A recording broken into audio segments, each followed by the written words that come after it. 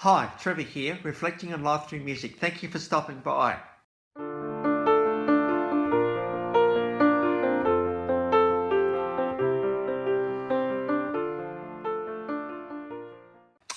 Well, coming again today, you're very, very welcome. I trust you enjoyed my last video on Jethro Tull, Ian Anderson, and his incredible flute playing blended with progressive rock.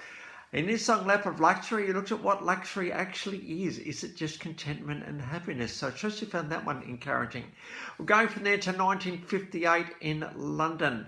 At the age of 15, this guy was given a Gibson Les Paul guitar by his dad, and it's one of his most treasured possessions.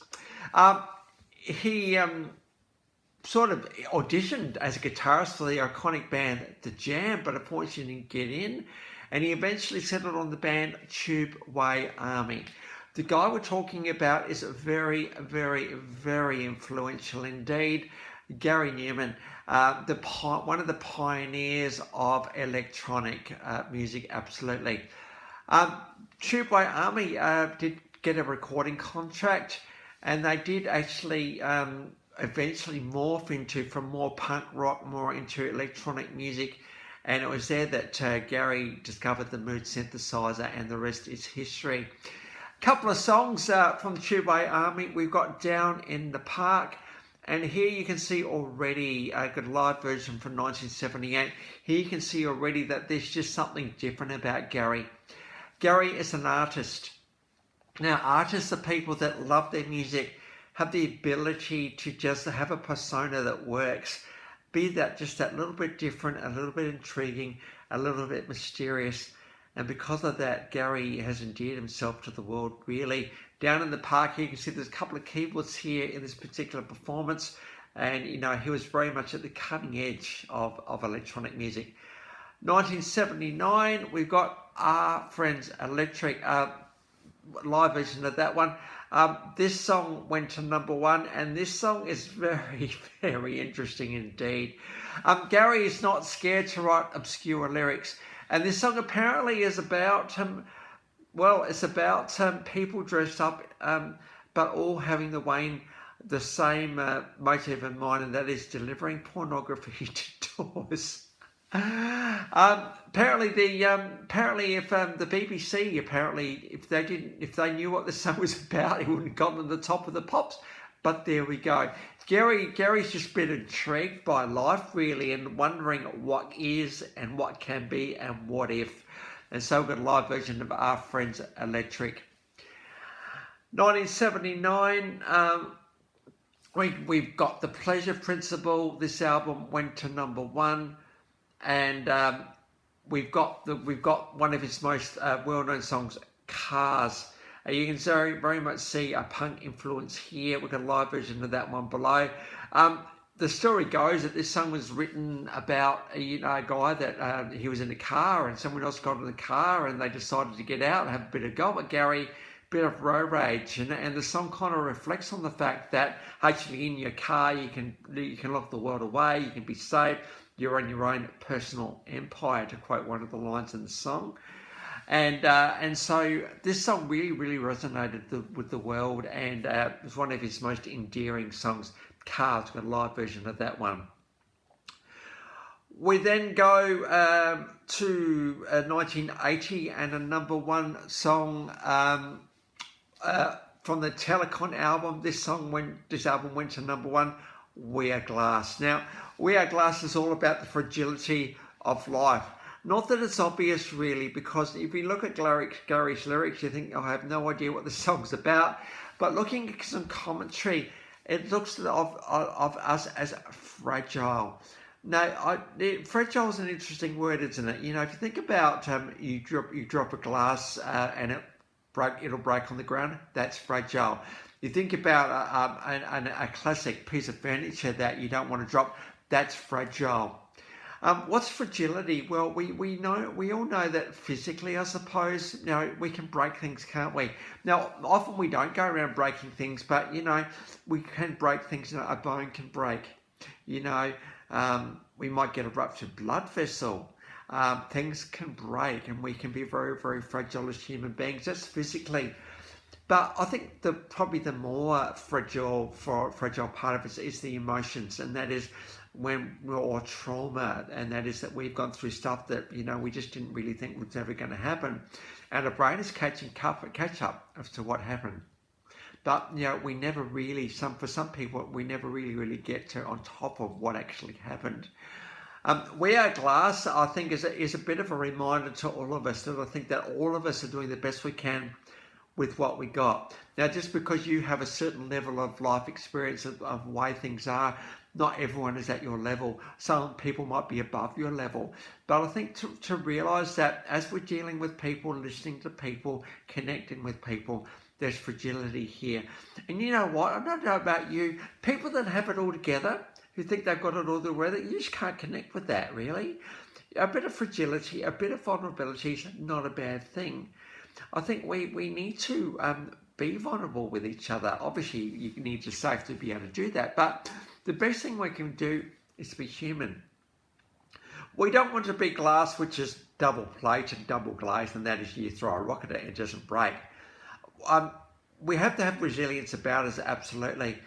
But, if someone's reaching out to you in kindness and compassion and maybe looking for friendship, maybe even a relationship, there's got to be a way in there, doesn't it? Glass can reflect. We don't want to reflect life back at people.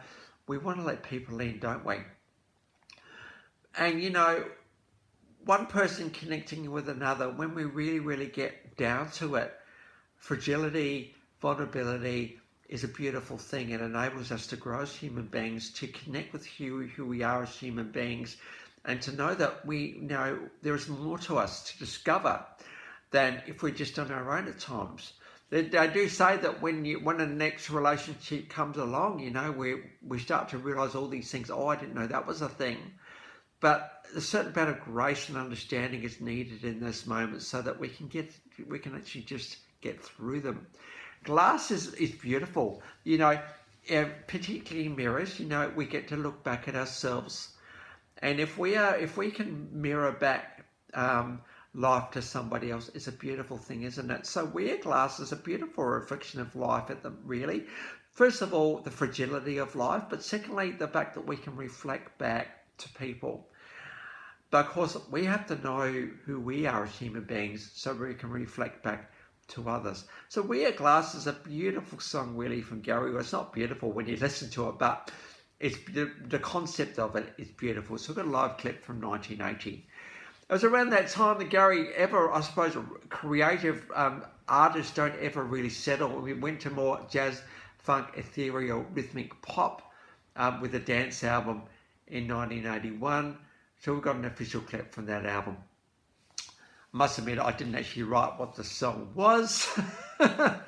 There we go. But you'll get to see Gary in his ever progressing, changing genres of music, and we've got an official clip below. I thought, given that we've got all live versions so far, it's great to get an official clip in there. And around that early 1980 period when MTV was a bit of a thing, we got the whole mysterious character on screen, and Gary just pulls that off so well. In fact, She's Got Claws. I remember the name of the song now. Man, whatever that means. Are we talking physical claws? Are we talking intellectual, emotional claws? Claws that can do damage? We just don't know. Or is it claws, danger, and romance all in there? It could be many things. Gary, who's written over 400 songs, very prolific with his songwriting, this has a way of bringing out human experience, that is for sure. Very much brought electronic music into the mainstream with many bands that I've covered over the last little while, bands that have all ushered in this new wave of the second British invasion, because all of these bands are from the UK, and how amazing to see just this little island, the impact it's had on music worldwide. So it's great to give Gary Numan a bit of a go today. Prolific, 1978 to 2023, 22 studio albums, 29 live albums. That just tells you something there about this guy is not scared to be on stage, and certainly when you see some of those clips, how excited the audiences actually get. Gary Numan is an absolute master when it comes to the live stage. 17 compilation albums, 13 EPs, 51 singles, estimated to have sold 10 million copies worldwide. So well and truly has contributed to this collaborative legacy of this beautiful thing called music. So the links to those 5 clips are in the description below, and I've also included my last video from Jethro Tull, also from the UK. In fact, many of the bands, the last few I've done have all been from the UK. So it's great to acknowledge this synth pop wave that was coming in this late 1970s, early 1980s period. So the links, as I said, those 5 clips in the description below. Also, Jethro Tull is there if you want to recap on them. Well, if this is your first time to Live Reflections of Music, or you've come back for another one, great to see everybody here, as per always. Well, that's it for today. Next time we're going to get on to another UK band, which Gary actually had a go at trying to get into. The Jam, very, very significant, successful like this one. So that's where we're headed next time. So until then, I'll catch you around. Bye for now.